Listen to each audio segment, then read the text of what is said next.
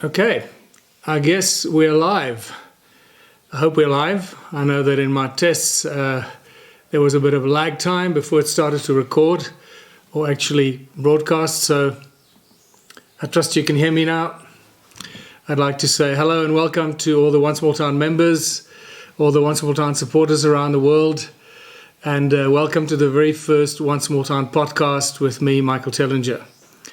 This is a very important moment in my life, very important moment in the evolution of the One Small Town initiative as the lights start to flicker. So this is the first live podcast we're doing. So let me explain to you what we're doing here. We got three cameras going. We got my cell phone, which is doing Facebook. So hello and welcome to everybody on Facebook.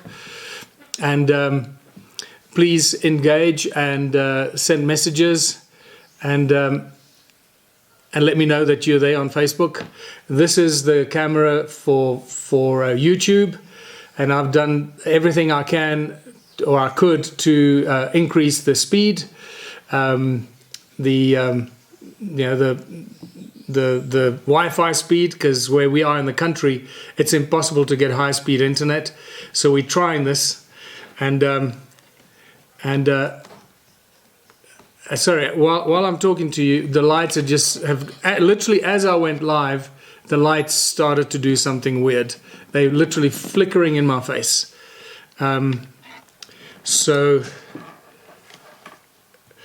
Right, and then thirdly, this is not how I intended to start this, but that's what happens when you go live. Thirdly, we got a camera over there right in front of me, which is filming this with a camera as a backup, because I don't know what quality this is going to be, and we're going to probably and possibly use the camera recording and the backup as the version that goes out, the high quality version that goes out. So I can see some people are logging in on Facebook and also on Facebook and on YouTube.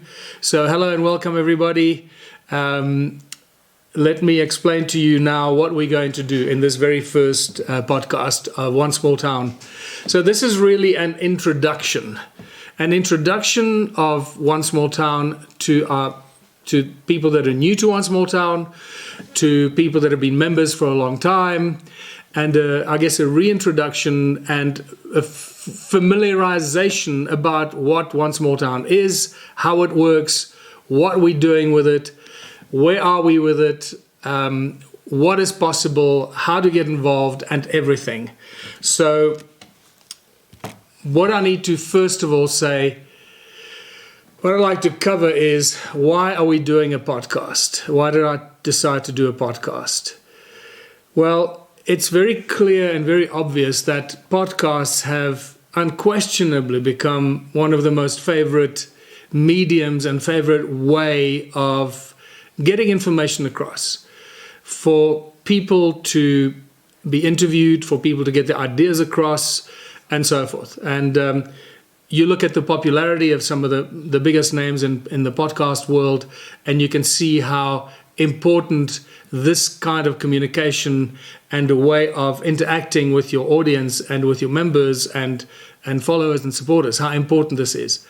So this is very important for One Small Town and myself to start this kind of a regular weekly contact and interaction with our members, our supporters, and newcomers, people that want to know more about One Small Town, how to get involved, and those that are eager to get involved and want to know what to do.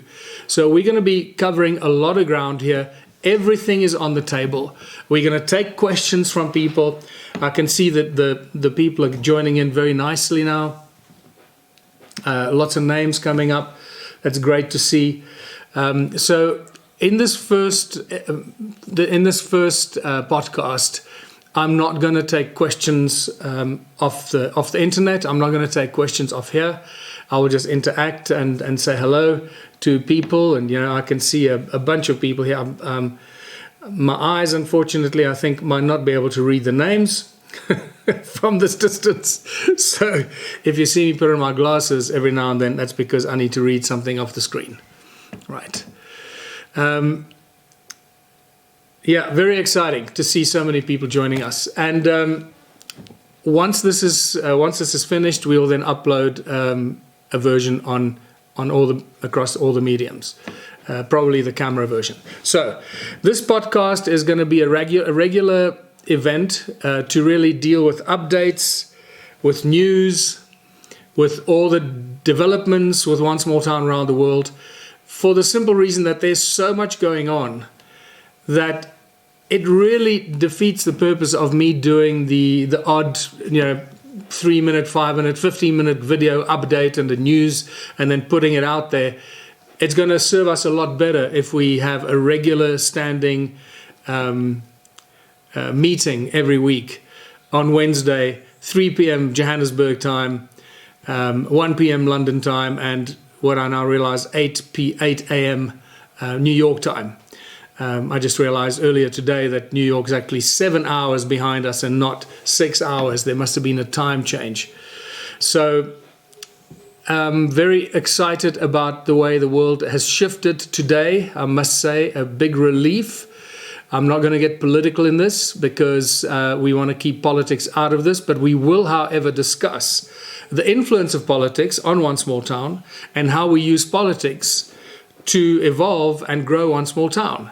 How we use what we learn in politics to make One Small Town better, to help us grow, and to use politics as a tool to help the One Small Town initiative and help us in our communities and help us to grow One Small Town and make it a success. So the regular updates, very important. A weekly podcast, I believe, is the best way to go from now on. And that'll also give us a long track record of episode after episode. That's what I was looking for in this first episode of this podcast. So, and it's all about inspiration, motivation, sharing of information, and also guidelines, helping people that want to get involved.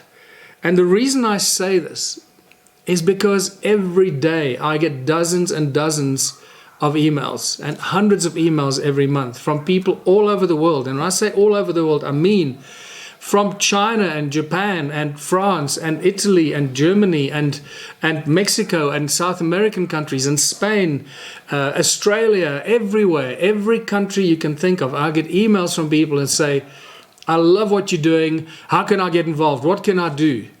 And the standard answer is always, please go to the website and read the website. First, read the website as detailed as you can. Read as much as you can. Inform yourself as much as you can. We've tried, and I've tried so hard to get as much information onto the website so that by the time you finish reading the website and watching some of the videos, you'll have a much better idea of what we do, how we do it, and how you can get involved. But I'm going to cover that in more detail here in any case. So the podcasts here are also to guide people and help people to get involved. And the main reason is that we've learned so much and we've evolved so much over the last 15 years. You can just imagine what this idea was. It's more like, it's almost 20 years ago, but in essence, more like 15 years ago when the Ubuntu movement that then became the One Small Town movement, when that started to grow. And then by 2016, when we officially became the One Small Town movement and focused on that just on its own. Now, you might hear some dogs barking in the background. Yes, those are my dogs running around the garden, barking at passers-by, or mostly other dogs as well when they run up and down the street. So just enjoy the dog sounds in the background. We're going to try and keep them as quiet as we can, but they just love barking at people walking past and at other dogs, especially other dogs. I'm sure that dog owners will understand what I mean. So sharing of information. So the motivation for people for One Small Town. Because what we're doing is so new, it is so unique, it is so completely upside down and so different to anything that's going on in the world. It takes people some time to really wrap their head around it. Everything we do with One Small Town is sort of counterintuitive to the entire capitalist social structure. Although it still is there for success and in the early stages to make profits and be successful and so forth. But I'll deal with a lot of these things because I don't want you to get confused and think that we're all about, it's all about making profits and things like that. Yes, it's critical that we're going to make profits with our businesses, but that's a stepping stone to many more exciting things and much bigger things and much bigger achievements that we want to achieve with One Small Town. So sharing information, there is so much information that needs to be shared. We have so many incredible minds and inventors that have joined One Small Town and that want to join One Small Town, people that want to share their inventions with us. And we're currently dealing with at least 3 inventors and potentially 5 different technologies that are game-changing technologies. And I will talk more about that a little bit further in this first episode, in this introductory episode. So we're dealing with some spectacular, game-changing, interventive technologies. And this is critical. And just, for example, how to work with inventors, how to bring them in to the One Small Town initiative so that their lives are protected, they maximize their potential income from the inventions, that the inventions and their IP doesn't get stolen, and so forth. There is so much going on that this podcast is so critical, that we have this platform to go through all of this. And the sharing of information, that's really what the subject I was talking about. It's very important for us to make inventors feel comfortable and know that when they do join One Small Town, it is like coming home. It's literally like meeting your family that you know is going to help you and protect your IP, that'll protect your inventions, that'll maximize your earnings and your family's and your children's earnings even after you die, because you have vested it in with the One Small Town initiative. You never ever have to give up your IP, but what you do is you join the One Small Town initiative so that your inventions and technology, whatever it is you're doing, whether it's healthcare or energy or everything else that we're dealing with, water technology, desalination and so forth, that is left to the One Small Town community around the world and benefits the people of the world and not corporations and not governments. Very important. So guidance is so important. There are, like I said, what really breaks my heart is the hundreds and hundreds of emails I get from people that are just lost. They are so depressed. They feel so demotivated. It's like they've lost their lust for life. It's like their spirit has been ripped out of their body because people have just been so beaten by the system. And suddenly they discover the One Small Town initiative and they feel like they found something that can help save them. And I do believe we have saved thousands and thousands of people from doing terrible things. Don't even want to go there, but that we've given thousands of people new hope. Let's put it that way. We've given thousands, it could be many more people over, 20-year period. You can imagine how many people have found One Small Town as a new shining light and a beacon of hope, knowing that there's a movement, that there's another group of people that think like they do, that they're not alone, that there is hope. And this is ultimately what we're doing here and what we're going to convey every week in this podcast.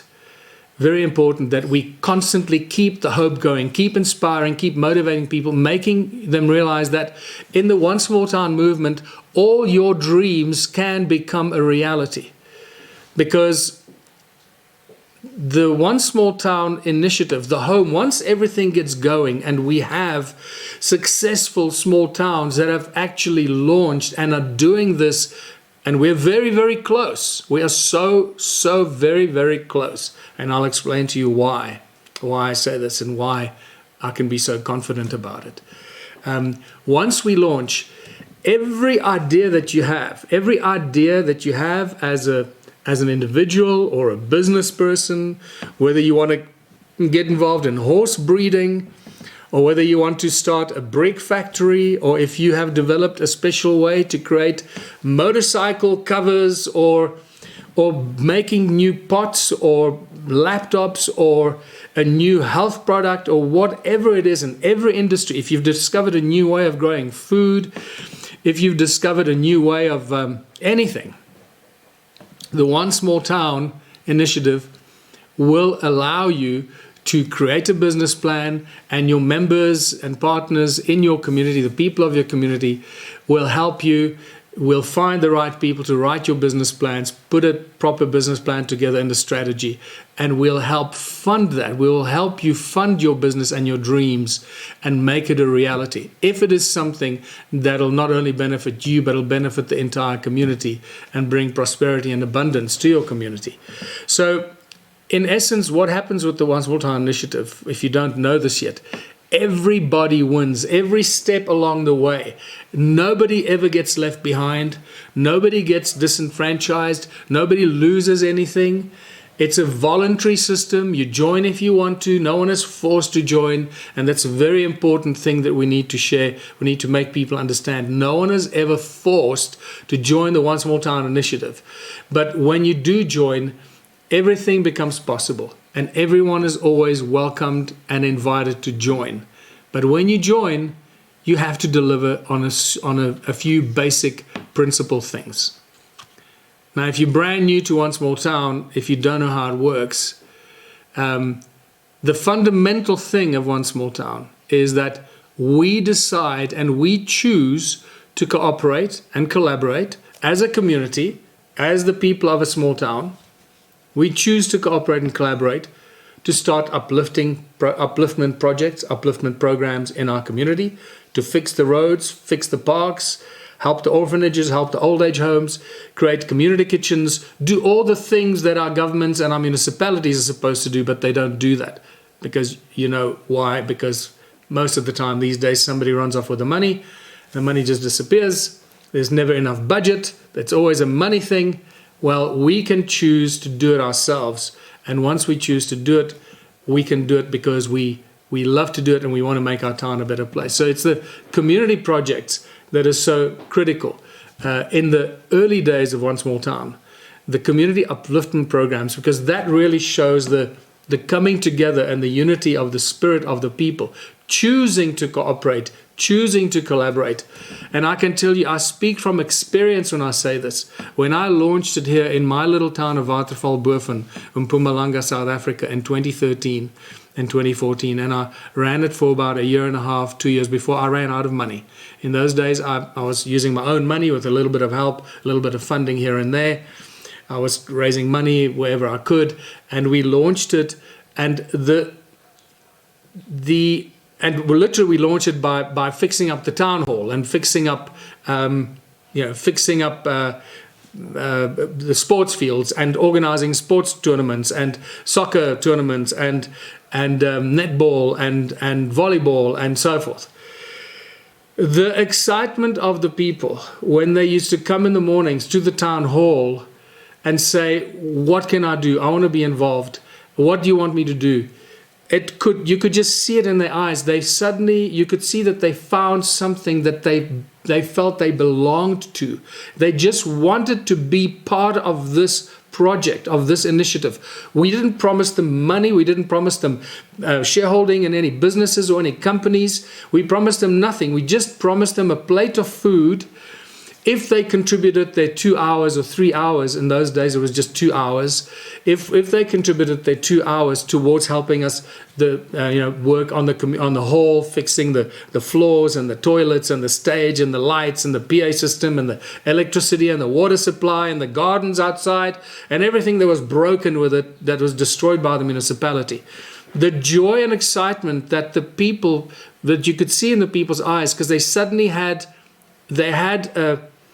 a goal. They had a purpose in the morning when they woke up.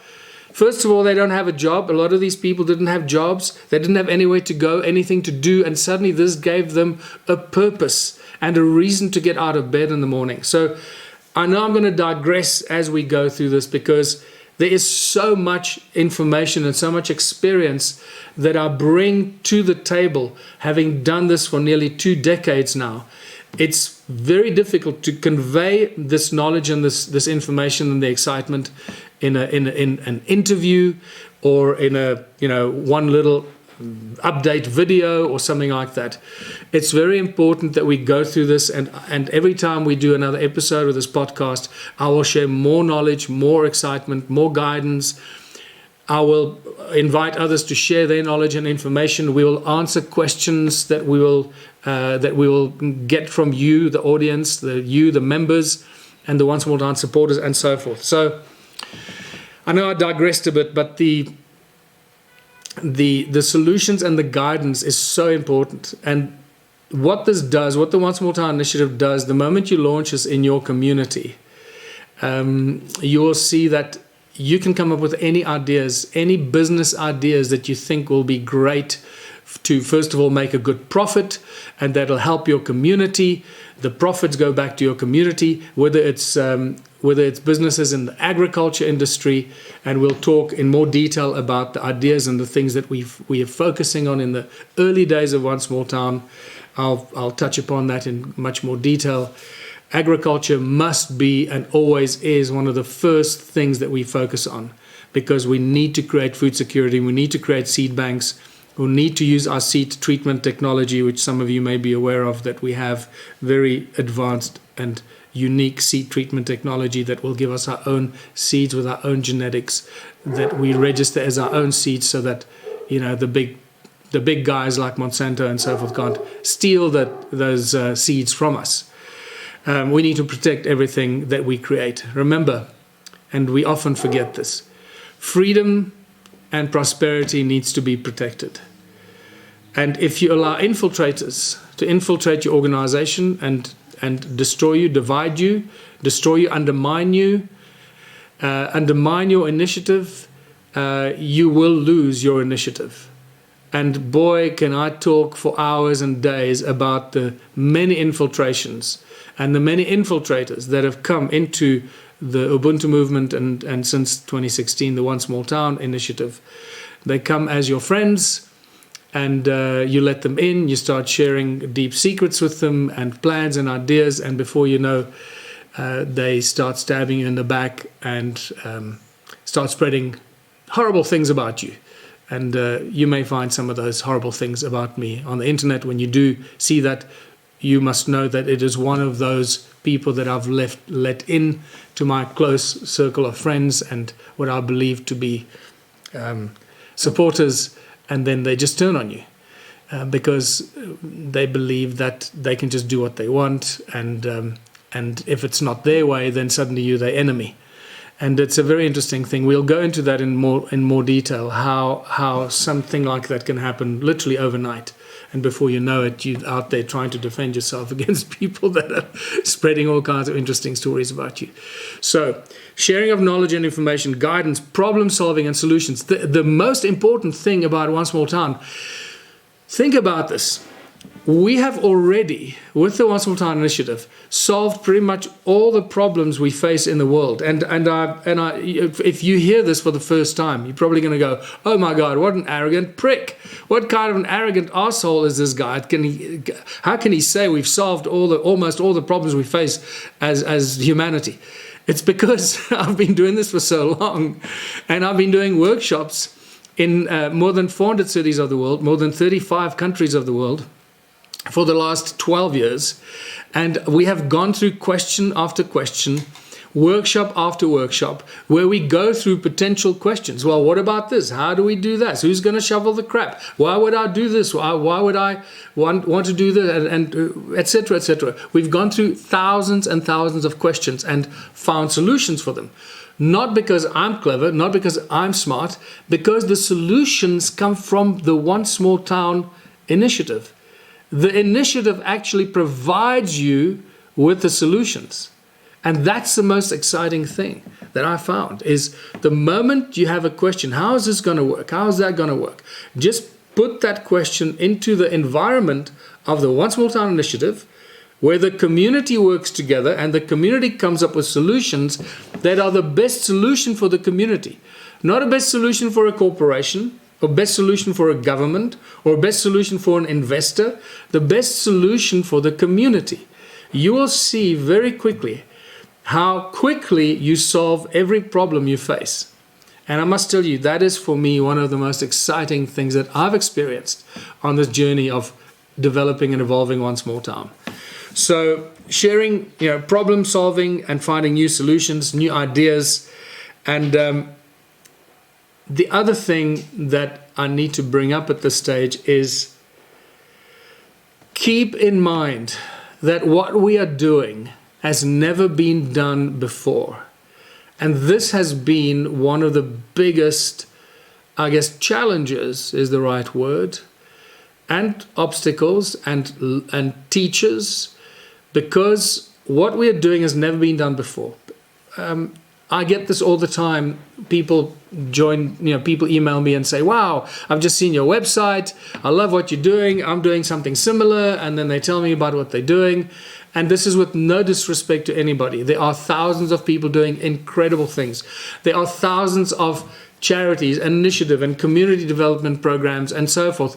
And they're all doing amazing things, and they need to continue doing amazing things.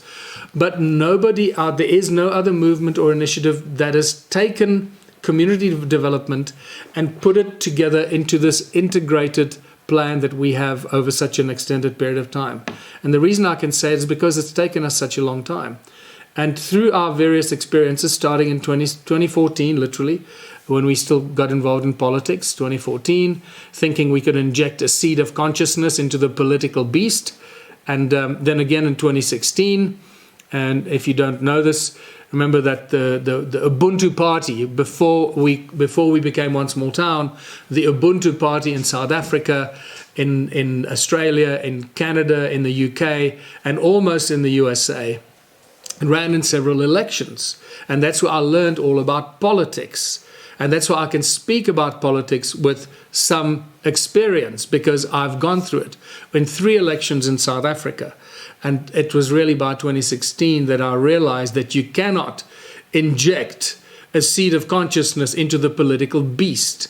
And we're going to talk a lot more about politics in these podcasts. So I don't want to spend too much time on one subject at this stage. I want to try and get through my list of what I wanted to discuss and bring up in this introductory episode. But politics is a very important part of why we're doing One Small Town. Because politics is not a solution. Politics will never solve any of our problems. Politics by nature is a divisive tool and a divisive instrument.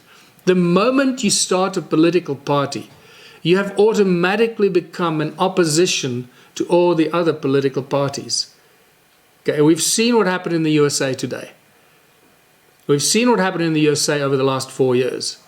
We've seen what happened in South Africa over the last 30 years. And we've seen how political parties and the opposition of political parties rip communities apart, rip marriages apart, rip friendships apart, rip everything apart. It destroys everything. Politics, in essence, ultimately, is not a solution. It is a constant divisive tool. So we're going to talk about that and how we're going to use politics in One Small Town to help us and find solutions and overcome the problems. And this is the beauty about having done this for so long now. And the fact that we are at this point now where we have so many tools at our disposal, so many amazing members, so many amazing people with knowledge and professors and experts in everything from healthcare to agriculture to agricultural, nutrition and so forth. Where are we? Why the podcast? So I'm going through my list here, and I've now sort of covered why we're doing the podcast. I trust that you understand now why I've chosen to do the podcast. And then the next thing is really, why One Small Town? Why did One Small Town get created? Why was it launched? And that's a very interesting question, because you can go into many different areas. You can go into, pragmatic areas of economy, of the world is screwed, the world is messed up. Very few people in the world are happy with their lives, with the way the world is going. Very few people are happy with what the governments are doing in their countries, how they're creating more regulations, more red tape, more bureaucracy, shutting down farms, poisoning our food, allowing greedy corporations to do things that we would never agree to, and so much, and so on and so on. So clearly, very few people in the world are happy with the way the world is going. And let me give you a little anecdote here. I've been doing these lectures and these workshops with One Small Town since basically 2007.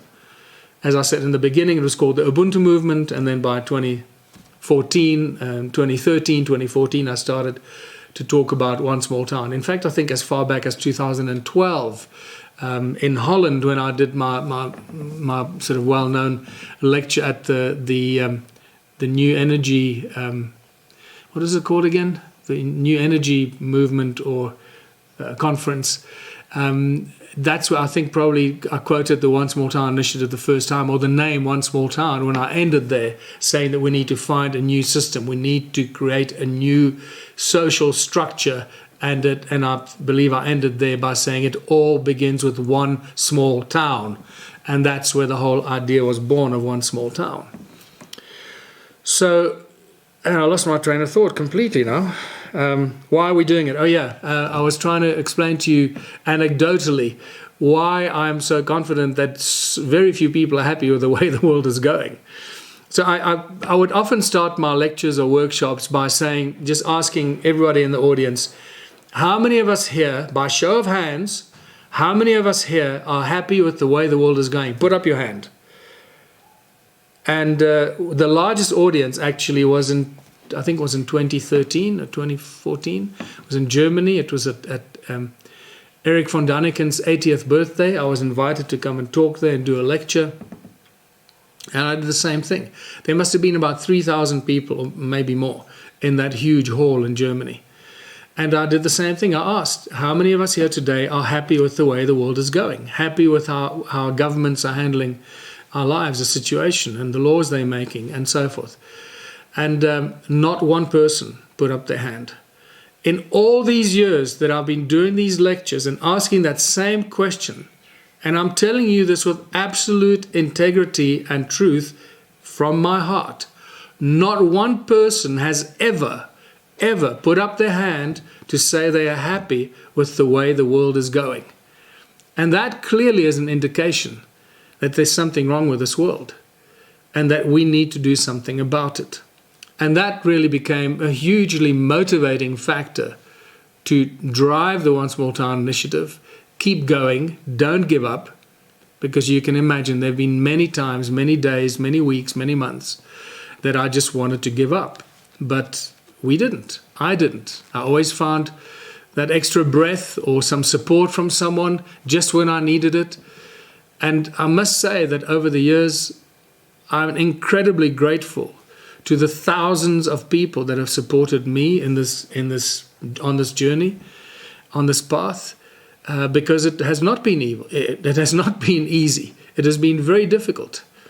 Sometimes so difficult that I didn't know how I was going to pay the bills at the end of the month and still keep going. And this has been going on for a long, long time.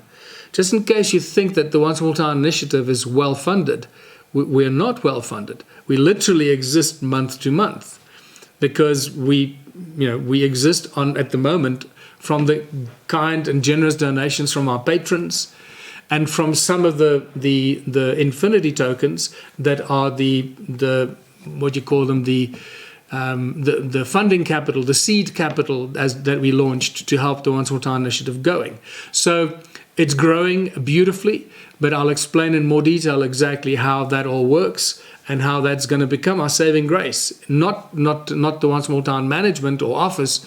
I don't want to use the word management. When I say management, it's not managing One Small Towns around the world. It's just managing our office, managing the admin and what we do.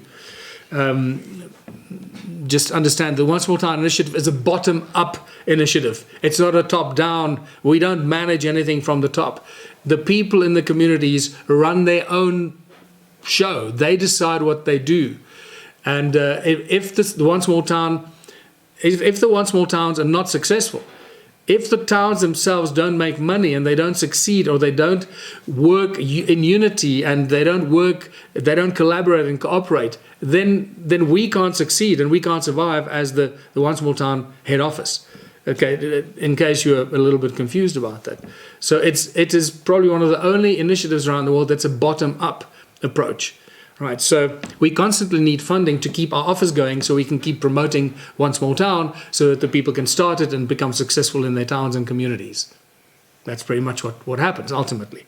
So very few people in the world are happy with the way the world is going, and that really has been the fundamental driving force to keep going and make it work.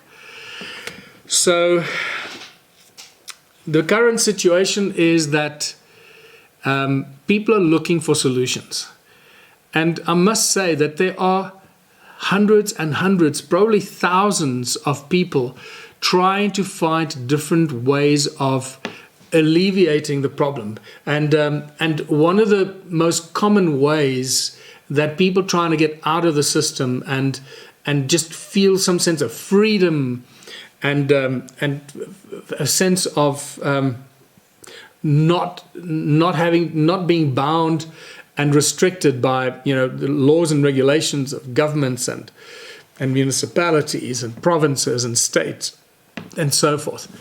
One of the most common things that people do, groups of people do, is they start putting together what is referred to often as intentional communities. And I've, I guess, been fortunate to have met many intentional community leaders and people that have started intentional communities. And this is why I know how difficult it is for intentional communities to start. They are, in fact, I can tell you right now, and you might have your own experiences with it, everybody that I've spoken to that I know that have started intentional communities has lost a huge amount of money, and has often lost their property, lost their farms, lost the land upon which these intentional communities were started, because it all starts with great excitement, with great enthusiasm, and very quickly descends into arguing and bickering about this and about that. And before you know, it could run smoothly for 12 months or 2 years, and people tolerate each other, they're all very excited, it's all new. But most of the time, it always deteriorates into a bun fight. People start to arguing and stabbing each other in the back. The moment it becomes about money or sharing the money, and when the profits start coming in, these intentional communities fall apart. There have been one or two, and I can really think of only one right now, but I'm sure I probably met somebody along the line, but I can clearly only think about one person that started an intentional community that was still running it at the time. And I'm going back now to about 2016, 2017, around there in the USA. Somebody that I met that started an intentional community that was running and it was surviving, but it was a real struggle. And the poor guy was just telling me how he wished he could just stop and just walk away from it. But unfortunately, he could not, because he was the glue that held it all together. And if he decided to give up and walk away, the entire intentional community would collapse, and all those people would be left high and dry without his guidance, leadership, and whatever it was. So intentional communities are, people believe and they often think that it's a solution, but they are not. And one quick way of determining whether intentional communities, and by that I mean people deciding to come together, they either buy a piece of land, or they take over a little deserted town or a village, or somebody has a farm and they decide to use that farm, and they start building houses, and they decide they're going to all live together like a commune, and they decide they're going to start growing food and doing all kinds of things. And it often starts out beautifully, and it really works so well for the first while, and because everyone's excited, motivated, they're driven by the enthusiasm for this new belief that they're doing something that's going to save them from the miserable world that they have to face every day. But very quickly it deteriorates. So now I lost my train of thought again. What was I talking about? Intentional communities. So what One Small Town has done, I have spent nearly 2 decades looking at intentional communities and where they have gone wrong. And I'm talking even about the kibbutzes. The kibbutzes in Israel, for many years, I had many friends that used to go and work in the kibbutz and spend a year there or 2 years working on the kibbutzes. And in fact, it often became, the Israeli kibbutzes became a refuge for a lot of people that were looking for an escape. Same thing, people that just wanted to get away from the mad and crazy world, because suddenly they felt they could go there, live on the kibbutz, go and contribute their time and get fed and get everything they needed and have a place to live. All they had to do is work in the kibbutz, do what they're told to do. But even that ran out of steam and ran out of energy. And the big question is why? And the big question always comes back to, because if it doesn't benefit the entire community, sooner or later you're going to start getting dissent, and you're going to start getting people standing up and say, hold on, I'm not going to work like a slave for you while you benefit from it. Because what I discovered is that the kibbutzes ultimately ended up being bought and became almost like private businesses. And all the people and the volunteers in the kibbutzes just became cheap labor. Now, that's exactly what One Small Town is not. Keep in mind, we're doing something that's never been done before. And I just got back to my train of thought, just to come back onto that track. We're doing something that's never been done before, and this is why it's taken so bloody long. 10 years ago, I thought, this is going to happen like this because it's simple. I did it. I launched One Small Town here in my town. I got people come working for free, not for free. Let me not use that word. I got people to join, enthusiastic, knowing, thinking, and believing that they're contributing something to their own community, that they're helping to clean up the town, fix the town hall, fix the sports fields, getting the community involved in sports, arts, culture, recreation, help the tourism sites, etc., etc. People suddenly had a purpose. I launched that within a matter of weeks, and it grew like crazy. So I thought that, wow, if I can do this in my town with very little money, everyone else should be able to do this. And this is just going to go like crazy. Well, I was wrong. I was totally and utterly wrong. Because clearly, we have missed the boat somewhere in our various launches of One Small Town. And where we missed the boat is one of the reasons why we have to do this podcast, why we have to bring people in, share knowledge and information with them, guide them in, explain to them that this is not something that's going to happen overnight. We're doing something that's so unique and so different and so new. It takes a while for some people to compute this and literally turn their capitalist mind around. We're doing this for the benefit of the entire community and each and every individual in that community. We're not doing this for the benefit of shareholders and greedy corporations or governments. We're doing this for ourselves and investors into those businesses. When we choose those investors ourselves, and again, that's another important point. Remember, our investors are not going to invest. We're not going to accept investors just because they want to invest into our businesses in our towns. We will choose which investors we want to work with. I will talk about the investment system that we've set up with One Small Town, how it works and how it can benefit, how we'll find and help raise funds for every business that you decide to do and launch in your community. So one of the incredible tools that we've developed, and I'm going to get onto the tools now, is a funding mechanism so that you in your town and your members in your town, the One Small Town members, can help raise funds for your businesses that you choose to launch. And it's a very, very exciting very recent new development that we found and we're using and implementing in our One Small Town initiative. So I see we've been going for about 46 minutes. That's great. So I'm going to try and keep this to about 1 hour, this first episode, so we don't get people, I don't become boring and start repeating myself, which I can do very quickly and very easily, because I get so caught up in this thing because I'm so passionate and so excited about it. So I've explained now that intentional communities don't work. So what One Small Town has done, we've learned about all the failures of intentional communities, and we've worked that into the One Small Town model so that we learn what not to do. And in essence, all these years, everything that we've done with One Small Town has been a training exercise, a rehearsal for what we're doing today and to where we are today, and why we're now ready to do podcasts, to invite everybody in any country, in any town, anywhere in the world, to join One Small Town and launch One Small Town in your community.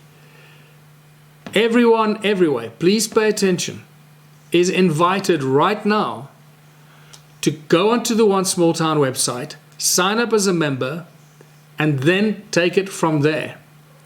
I'm going to talk you through the points, what you need to do, and make sure that you understand fully of what is expected of people that want to get involved, how they can get involved, and what they can expect they should do. So we're now ready. It's taken many, many years to get to this point, and we learned what not to do. As I said, this has been a rehearsal and a training exercise. And one of the key things that we've learned is that without structure, without management, without structure, without accountability, without profit, without generating a profit, without having funds to do things, this is not going to work. And in fact, this is one of the reasons that intentional communities, most of them, fail. Virtually 99.9%, 99% of them have failed, because they all started with just great intent, great feeling in the heart. We're going to do this together. I often refer to as the hippie colonies and so forth, and I love hippies. I have many hippie friends, but hippies are very good at doing certain things. They're not good at running businesses, and they're not good at project management, and they're not good at making sure that things get done and delivered on time. They're good at other things, and we need to use our members where they're good. We're not doing DEI in One Small Town. We're doing, okay, let's be very, very clear about this. We are using people where they are best. We're using experts, the best experts in the field that they are experts in, so that they deliver the best results, right? So if you want to start a bakery in your community, you're not going to appoint an engineer to come and bake your bread, or you're not going to appoint somebody because they're a certain skin color to come and bake your bread. You're going to find the best baker in your community to come and bake your bread. And if you appoint the wrong person to run your bakery, let me tell you right now that all the rest of the members in your community are going to be pretty pissed off with you because you've appointed the wrong person. So this actually just reminded me that the One Small Town initiative actually has a built-in mechanism. I haven't used it for so long because I've been doing these motivational lectures and workshops for so many years. I've forgotten some of the key phrases that I've been using, and this is one of my favorite key phrases, that the One Small Town has a self-correcting system built into its own mechanism. A self-correcting system, that whatever problem we face, whatever mistakes we make, the solutions and the problems will be solved by the community itself. The solutions will come from within the community. We don't even have to look for the solutions. It solves its own problems. And that's, for me, always one of the most exciting and most beautiful things that I remember when I experienced that the first time. If somebody throws a question at you, what about this? How are we going to solve this problem? How are we going to do that? Just put that question within the One Small Town environment, in the community, where you as a One Small Town members are trying to find a solution, and you'll see how quickly you find a solution for that problem. Okay, so we've gone past the intentional communities now. We're dealing with what we're doing now. So as I mentioned, we are ready to start one small town in every country, in any town, anywhere in the world. And why can I say that? Is because we have spent the last 3 years building the foundation, building the systems, and building the structure which will make this possible and is making this possible. And unless you have structure, and as I said, unless you have structure and control and feedback and management and project management and delivery and control systems and accounting systems and warehouse management systems and distribution systems and analysis of your success and so forth, all the things that you need for running a successful business and doing things professionally and delivering on time, ordering right materials, making sure that the correct ingredients go into whatever it is you're making, all these things. If you're just doing these things haphazardly because you've decided to come together, live on a piece of land and grow some food, that's not going to solve your problems. It's just going to actually increase your problems because you might have to find another place to live, or in many cases, like I said, I'm laughing because it's actually very sad. Some of my very close friends lost their farms, lost their livelihood, lost everything because they believed in their heart that by starting an intentional community and letting people come there and build a house or build a barn or whatever and come live together and start working together, they believed it was going to solve their problems, that they're going to create a solution for the future. Well, One Small Town is using all that experience, and we've created what we call the One Small Town platform. The platform is like our private blockchain. It is not an open source blockchain for anyone from outside to come and mess with it and add to it and so forth, because that just creates a potential for sabotage. So we have to keep it private, and this is a sensitive issue. A lot of critics of One Small Town will say, well, why is it private? Why aren't you making it open source and all that kind of stuff? Because there will be those who will come undermine us, they'll infiltrate us, they'll bug it, they'll try and destroy it. So we have to make it a private platform that we manage privately. Ultimately, the success for One Small Town membership, the success of our membership tokens, the infinity tokens, the way that our members can exchange the tokens. Remember, I'll speak in a lot more detail about the tokens because they are an incredibly powerful tool. If you think Bitcoin is powerful, wait till you see and understand what the infinity token is and why it was launched, how it works. You'll understand that it's infinitely more powerful than Bitcoin will ever be. But I digress. I'll talk separately about our tokens, our infinity tokens, our investor tokens, and all the different investor tokens for all the different businesses that we'll be launching in your towns, wherever your town is, whatever business you want to start. What we have is a private membership platform, and that gives us the protection. So One Small Town is a private membership initiative. And because it's a private membership initiative, it gives us the freedom to do things that private membership associations can do. Think about all the secret societies, the secret organizations in the world that have been doing all kinds of things. And many of them have been doing terrible things behind our backs, in secret, doing all kinds of things in secret because they're a private organization, they're a private association, and that gives them protection. So, one of my favorite slogans for One Small Town is that we use the tools of enslavement as tools of liberation. Now, please think very carefully about what that statement means. We use the tools of enslavement as tools of liberation.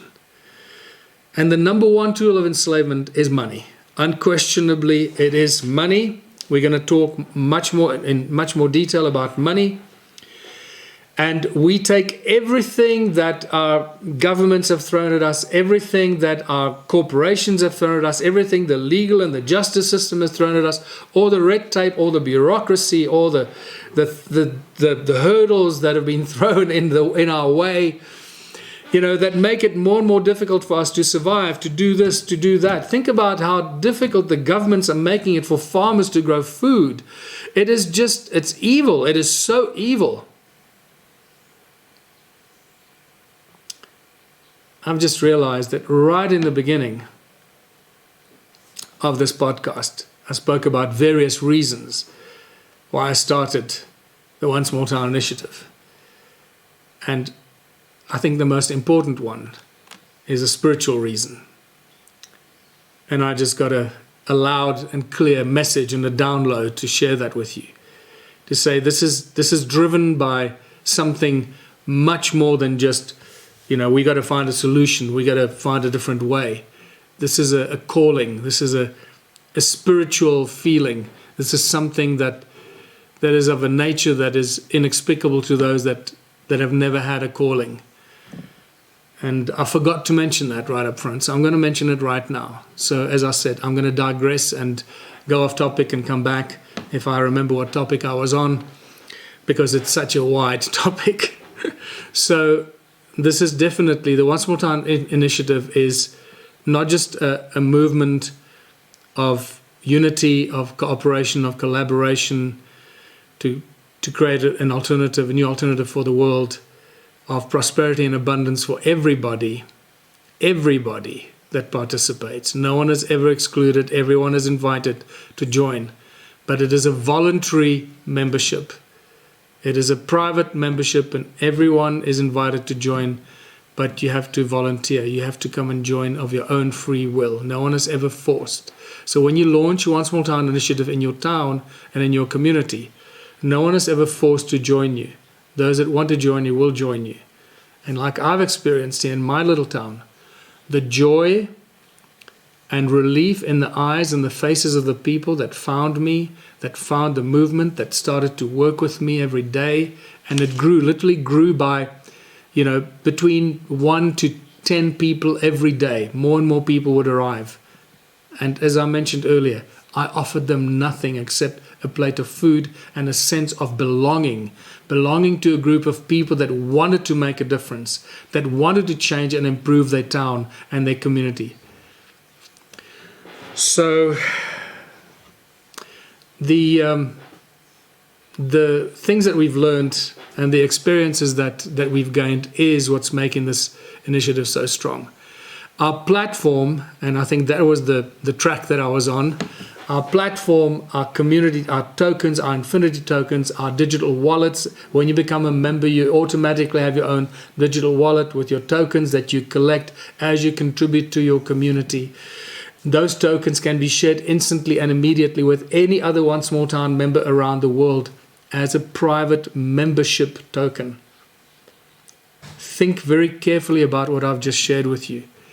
If that penny hasn't dropped for you yet, then you truly need to think more about this. And I don't want to poke at people and say you should do this and you should do that. So if I sometimes make that statement, it is just from a position that I feel passionate about this, and I often feel that people don't get it, they haven't understood what we're doing. If you don't understand how powerful the One Small Town Infinity Token is, then I would suggest you think about it really, really deeply. What we've created here does not exist anywhere else in the world. We've created a means of exchange between our members. And again, I stress again, this is a private membership community token. This is not a token that's traded on open platforms, on any stock markets or stock exchanges. And that's what gives it its power.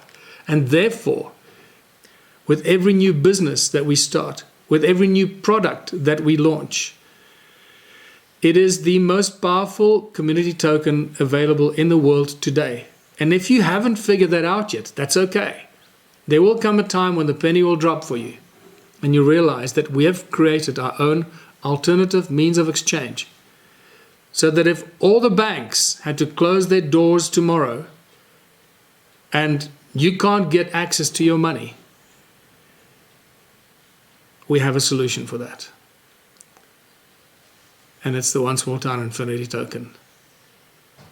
And the moment we launch our first One Small Town stores and we start making the produce and the products, whether it's food or bicycles or fridges or laptops or clothing, whatever it is, the moment we start making that available in our One Small Town stores, and our members can come and get their stuff with their Infinity tokens without having to hold dollars or rubles or yen or pounds or euros, you'll realize how powerful the One Small Town Infinity token is, and the fact that you can use it to exchange anything for anything.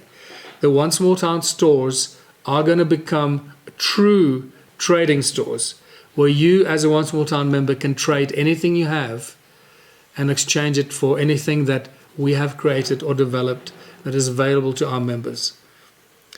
That's going to attract all kinds of people to us, all kinds of people that may have not understood One Small Town in the beginning. I believe they're going to recognize how much benefit they get from simply becoming a member and participating in the One Small Town store, where all our produce and products are going to be available a lot cheaper than any other store.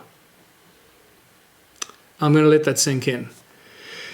So our platform, and I think I'm going to end on this note here on this first episode of this podcast, and then I'll share with you how we can interact and exchange ideas, how we can answer questions, how you can ask questions, where you can ask the questions, and how I will answer those questions and start creating a dialogue, although it'll be a sort of a question-answer situation. I guess we will get at some stage into a position when we have more funding to set up a proper studio. Right now I'm doing this from my house, from my library, from my workspace here. And as soon as we have enough funds to set up a proper podcast studio, we will do so. I trust that's going to be very soon. Okay, I lost my train of thought again. I guess I'm getting tired. So let's go back to the One Small Town store. The platform is there. First of all, it starts with membership. So our platform, it's a blockchain. It's a blockchain block. We can call it a blockchain because it functions like a blockchain. Very powerful, incredibly safe and secure. It is backed up in various locations around the world. So even if our main servers go down, we've got it backed up and it's up within an hour or even less if everything had to go down. So we've made sure and that we back everything up. We use our own private coders, so we don't use potential infiltrators and so forth. So it starts with membership. It starts with your Infinity tokens and your digital wallets. It starts with you applying to become an ambassador. It starts with the ambassador appointing a team of management team in your town as the ambassador. It then goes on for the ambassador and the team to upload their ideas and their 12-month plan. It goes into checking whether your business ideas are actually solid ideas or not. Because you can imagine that not everybody knows what is a good business idea or not. So we've created a system on the platform where you can upload your idea and it'll tell you if it's a bad or a shitty idea, and tell you no. So we created a way of scoring your ideas to say, yes, it's a good idea. It's potentially going to make good profits for you and your community. In which case, let's take it to the next level and create a proper business plan for that. We've created a system. The platform is a system where you, as a member and as the ambassador, can load all the different community upliftment projects, whether it's cleaning the streets, fixing the parks, mowing the lawns, helping the orphanages, as I mentioned, anything that you set up as a community upliftment project, you load that on the platform. There's the time management system. Every member of One Small Town gets a membership card with your own membership QR code, and everything we do as members is driven by that QR code on your membership card. So when you arrive to give your 3 hours a week for cleaning the park or helping the orphans, whatever it may be, you scan your card and it automatically logs you in for that specific community upliftment project. At the end of those 3 hours, or at the end of the hour, it automatically logs the time when you log out, when you scan out a QR code scanner for that specific project. When you scan out, it automatically logs the amount of time you've contributed, and by the time you've contributed 3 hours, which hopefully we'll do in 3-hour sessions, it automatically puts 1 Infinity token into your digital wallet. And this is a system that took 3 years to develop. It is such a powerful platform. We're about to launch the One Small Town Gallery. Let me come back to that very briefly. Just before I finish here today, I'll bring you up to speed with where we are with our technology, with the safety and security and the stability of the One Small Town office, just to give you peace of mind to know that very soon the One Small Town office internationally will be safe and sound and secure financially. But the platform is there. It's got everything you can imagine in it. Accounting systems, project management systems, all of it is connected. So that once you start as a community, once you start your initiative, your projects, your businesses, no one can ever undermine it. No one can ever crash it or infiltrate it. It is open to all your members in your community, in your town, can see. It's totally transparent, so every member in your town can log on and see how successful this business is, or when am I required at in the park or at the orphanage or wherever, in the bakery or at the in the dairy or in the horse breeding business or wherever it may be. The platform is an incredibly powerful tool that we've created. This is why intentional communities can't succeed. There is no structure, no management, no controls. And this is why One Small Town is such a powerful initiative right now, because of the powerful platform that we've created. It's taken huge amounts of thinking, huge amounts of coding and programming, and this is what's going to make it succeed. That is why we know it's going to succeed, because we've built the methods and the tools to make it succeed. No one can run off with your money. One of the biggest problems with investors and investing into small towns and small communities is often investors, and we know this from South Africa, I'm sure that other countries around the world have the same problems. You get some investor somewhere that says, wow, I love your idea in your town. We'll invest into a dairy. Right, here's $5 million for a dairy. We're going to start a dairy. There's a business plan, fantastic. And they invest the money, and it goes to somebody, some individual or some organization that claims they're going to launch that business on behalf of the community. And guess what happens? The money just disappears. The project and the business never gets started, and somebody just helped themselves to the money from the investors. And this has made investors incredibly skittish and nervous to invest into small towns. This is a global problem. We have just solved that problem. We have found a solution for it, where the investors can see exactly where their money goes, where the investment sits. They can check every day the project management, how that money is being used, that it's being used accurately and correctly into the right project, the right business.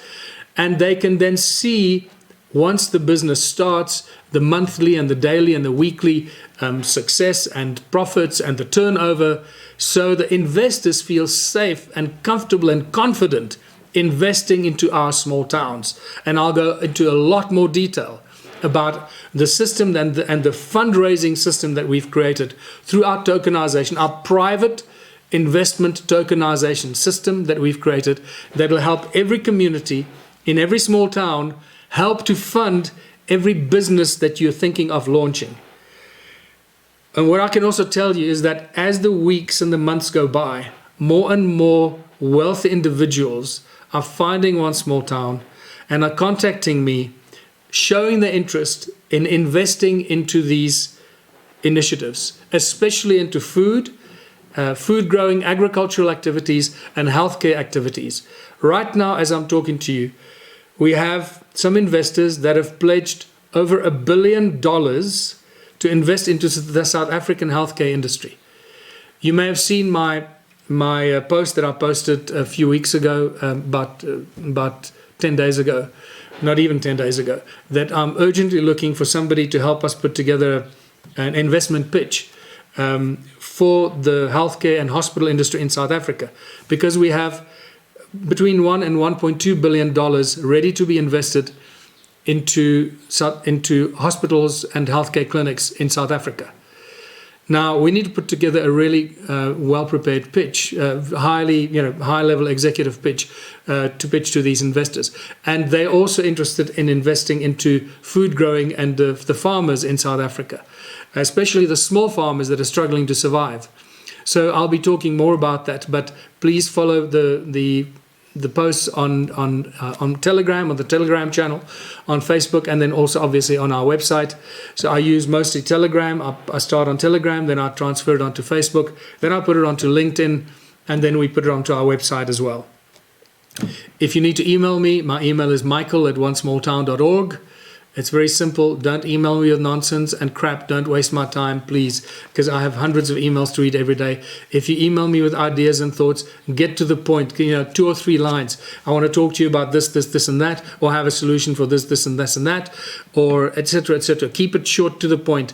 Then we can talk and we can engage and so forth. So what I want to tell you is that we're ready. One Small Town office here in South Africa, and our incredible ambassadors in the UK, our amazing new ambassador in the USA, Michelle, and our members and ambassadors in India. India is just proving to be it's going to be huge in India.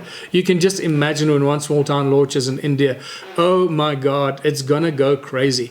I do believe, however, though, that the USA is going to be the area that's going to explode. South Africa is going to have a similar effect, but because of the nature and the kind of thinking in the USA, it's probably going to explode in the USA quicker than anywhere else, which is great. We're going to lead by example. And now that we've got a new government coming in the USA, that I believe is with Elon Musk getting rid of all the bureaucratic red tape and easing business, making it easier for people to do business in the USA, I think is going to help us a great deal in the USA with One Small Town and launching that, and also helping to fund some of the many businesses that the people in the small towns are going to want to launch in the USA.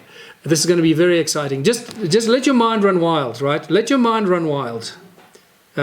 Let's imagine this fairy tale with me for a few seconds here. Imagine 50 countries that have started, or 100 countries that have started One Small Town. And in those 100 countries, we have 100 towns. That gives us 10,000 towns. 10,000 towns. And in each town, we have 100 businesses. Can you see how this thing snowballs? Each business is a potential distributor, has a potential product for all the other small towns around the world. So very quickly, in the next 2 to 3 years, we can create a global network of thousands and thousands of towns, all connected to each other, using infinity tokens. You can use international currency as well, but the option is always there to use infinity tokens if you're trading and dealing with each other. And every town within the One Small Town initiative becomes a distribution network and a distribution point. And consumers of produce and products and technology that are created in the other small towns around the world. Plus everyone else out there that is not necessarily part of One Small Town. So hopefully the idea is slowly but surely, boiling, or what's the word I'm using? Fermenting and distilling into a clear picture, and realizing what a powerful thing we have created here. We are ready to launch One Small Town everywhere and anywhere. It is up to you in your individual towns to launch it. I can't launch it for you. And this is really going to be my parting words with you here today, is don't email me and ask me, wow, I love what you're doing. And I get hundreds of these emails. I love what you're doing. How can I get involved? Okay. Well, the most important thing to do is to get involved. Go online and sign up as a member. Become a member. First thing you should do is become a member of One Small Town. That's the first thing that everyone should do. And then go and buy a bunch of Infinity tokens, as many as you can afford, so that you have them in your digital wallet. And you can start trading and using them the way we used Bitcoin when Bitcoin first was launched. Think about the excitement. When Bitcoin was launched, I will never forget it. I was one of the naive people that thought that Bitcoin was going to be launched to help us get away from fiat currencies. Well, how wrong was I? So, once more, the Infinity token is, in essence, the new replacement and is doing what Bitcoin failed to deliver, what Bitcoin failed to give us, that alternative means of exchange. And it is a lot easier. You can never lose your Infinity tokens. They can never get devalued. They can never get crashed because it's a private membership token. No one can ever come and crash the value of the tokens, or in any way whatsoever, because it is our members that control it. It is our 3 hours of sweat equity, 3 hours of contribution that we each contribute as a member, a minimum 3 hours per week, that gives the Infinity token its value, and that value keeps growing. I will talk more about the tokens in the next episode, because it's a big deal and it's important that people need to realize that they can start using it. My suggestion to you is sign up as a member, then log into your membership account as a member, and you'll see you have all these different options. Then you click on My Wallet, you go to My Wallet, you click on Buy Tokens, and buy yourself as many Infinity tokens as you can afford. And then start experimenting, use them, share them with other people, trade, exchange, get used to using them the way that we started to use and learn how to use Bitcoin in the beginning. It'll take no time. And you can never lose them. I was one of those. I bought some Bitcoins, and I was given some Bitcoins because I started accepting Bitcoins many, many years ago. I think I accumulated about 3 Bitcoins, and then I lost it. I lost my wallet. I lost 3 Bitcoins. Gone. That can never happen to you with your Infinity token, right? So finally, I just want to say, don't email me. Go onto the website. Sign up as a member, read the entire website, watch all the videos, and the next most important step in One Small Town is this. We need to find the right people with the right mindset, with the right mentality, and the right character to become ambassadors for One Small Town, the town that you're in. So before we can launch One Small Town anyway, we have to find the right ambassador. Without an ambassador, we can't, you can't launch One Small Town. I can't launch it for you. You have to launch it yourself, right? Really important. So first we need an ambassador that needs to sign up as an ambassador. And that ambassador then needs to put together a support team with a business planner, a project manager, probably an agriculture expert, an IT expert, someone to help with admin and PR and so forth. So normally a team of about 5 or 6 people together with the ambassador. And that team then puts together a 12-month plan, or a 12 to 24-month plan. And I know I said I was going to end on the previous note, but this is really the most important thing, so that you know where we are. Without the 12-month plan, we cannot launch One Small Town. And that was one of the hardest and most difficult lessons, and the most expensive lessons we've learned. By simply appointing someone to become an ambassador, that was a mistake. Because there's so many people with good hearts, so many people that want to help, they want to be involved. They say, yes, I'll be your ambassador, I want to be your ambassador. But they've never run a business. They don't know how to manage anything. They're beautiful souls and beautiful people. They want the best, but they're not the kind of person that can help run and manage the launch of One Small Town, which in essence is like you are the CEO of a company that keeps growing, that keeps getting more and more departments. So you as the ambassador have to manage more and more businesses that are going to be launching under you as the ambassador. Every business that launches in your One Small Town is a new department in your One Small Town. And so the role of the ambassador is literally like a CEO or a general manager that has got experience in running, reasonably big businesses that have got many departments, and managing people, making sure they know how to manage people to get the best out of the people, to deliver on what they're supposed to do. because we're not messing around. This is not a bunch of hippies getting together on a piece of land growing some food. This is very serious. We're starting hundreds and thousands of businesses across hundreds and thousands of small towns, and we need to manage them. The platform is a management tool that will allow you to do this successfully without anyone running away with your money, with the money being allocated and distributed equitably every month, at the end of every month, so all the profits go to the correct people and the rightful people, to the members, so you keep your members happy. And all the members can see exactly how much is due to them and that they receive the right amount. So complete transparency all the way, every step of the way. Remember, our motto is, if it's not good for everyone, it's no good at all. You'll see it in our logo. The One Small Town Initiative. If it's not good for everyone, it's no good at all. So the platform is ready. We're ready. We just need now for the people that have what it takes to be an ambassador in your town, go online, sign up to be a member, and then sign up to become an ambassador. Go through the process, fill in all the forms that are required. We have made it quite a process to find the right kind of people so that we don't make the mistakes of the past just by appointing an ambassador because they're wonderful souls and they want to help. That doesn't mean they have what it takes. So we've changed the entire way of appointing ambassadors, and that has suddenly brought a whole new caliber and a whole new quality of person to apply for being an ambassador. And that, I must tell you, is the most exciting thing that has happened. And I think on that note, we've pretty much covered everything that I wanted to talk about. It's taken a lot longer than I thought.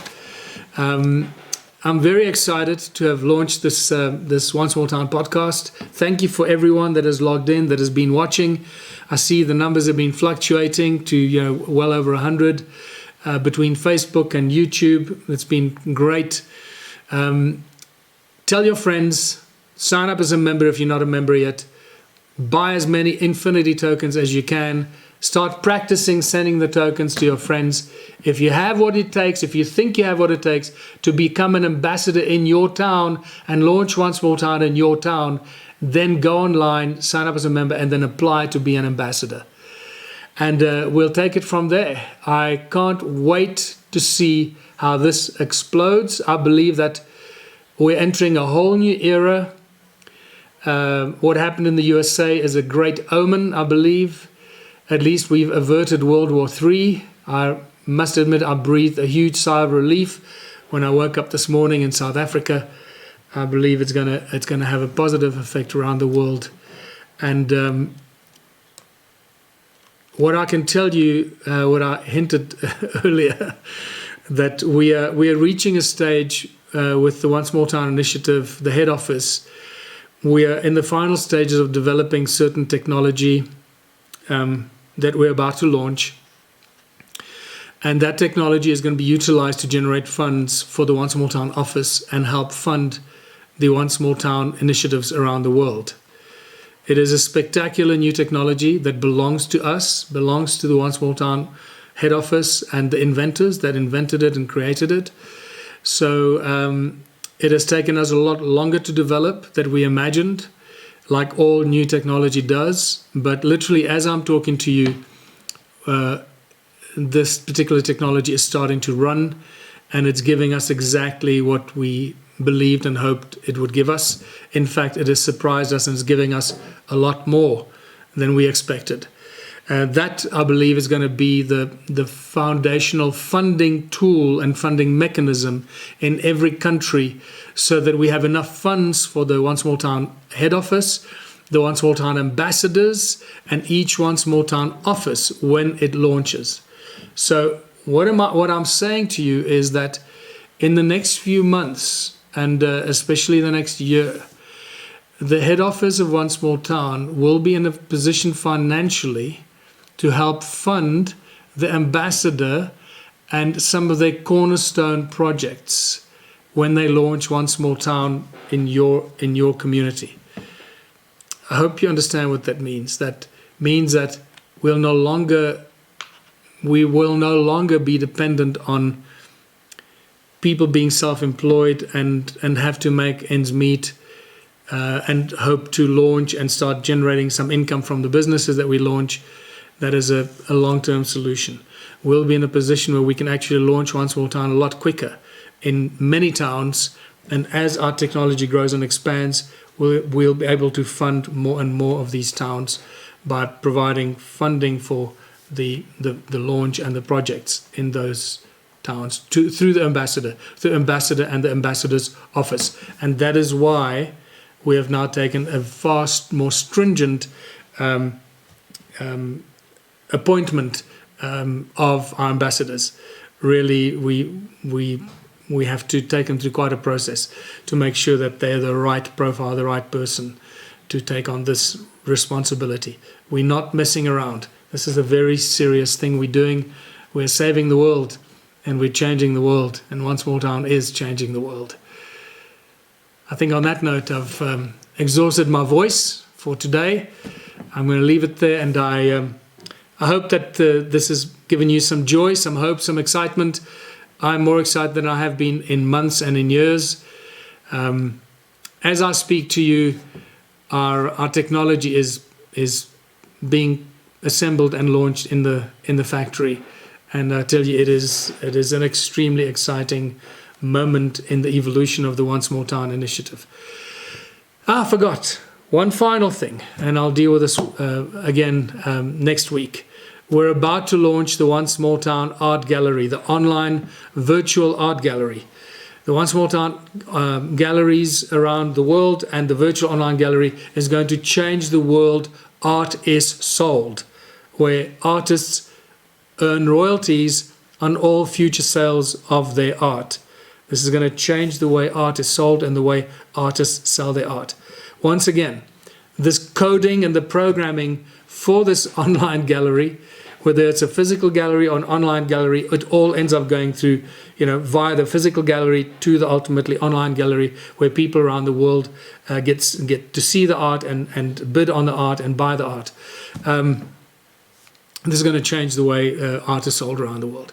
It's taken a lot longer than I imagined, and a lot more testing, but it is now in the final days of testing, and I believe that we're going to go live on the 18th of November internally with artists that choose to join us and upload their artwork onto the virtual art gallery and go through the launch process with us and be part of that very exciting launch phase while we iron out the gremlins, while we make sure that the sales work and that the back end works, that the distribution, the packaging and the shipping works and all that kind of stuff, the receiving on the funds, the distribution of the funds to the artists and so forth.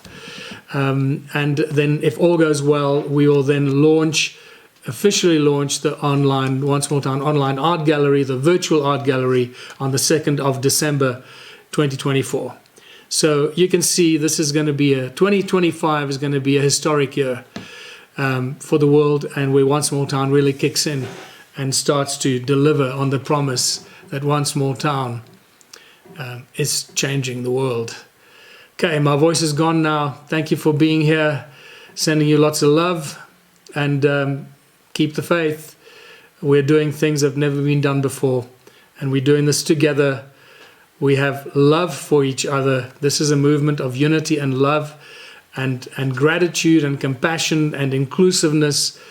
And this is why this cannot be done on a political arena. This can only be done in an initiative like this, a private membership initiative, private membership association, where we work for each other, with each other, for the benefit of everyone in our initiative and in our communities.